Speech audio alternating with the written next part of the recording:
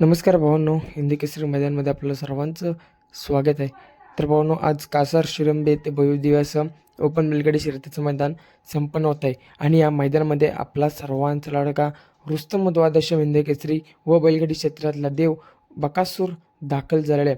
तसंच बकासूरचा भाऊ महाराज देखील आजच्या या कासार शिरंबे मैदानामध्ये दाखल झालेला आहे. सलग 3 दिवस गुलाल केला होता आपल्या महाराजने.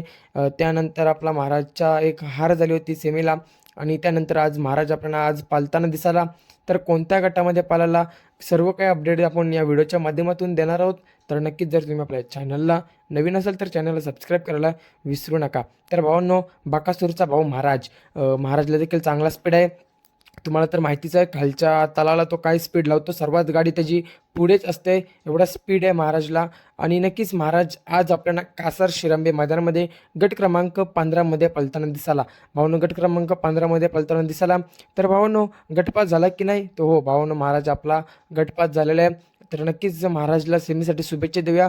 अपडेट मिळते, बाकासूर देखील आज पळणार आहे आणि बाकासूरचा पायरा राजा असणार आहे. म्हणजेच काही सलग 3 दिवस आपला बाकासूर म्हणजे जेव्हा जेव्हा मैदानामध्ये आला तेव्हा 3 दिवस राजासोबत पळाला. प्रथम म्हणजे घरणिकीचा राजा, दुसरा म्हणजे MP चा राजा आणि आज देखील राजा पायरा आहे असं समजतोय. बघूया भावांनो, थोड्या वेळातच आपल्याला समजणार आहे. तर नक्कीच महाराजचा पायरा कोण होता कमेंट करून सांगा. धन्यवाद.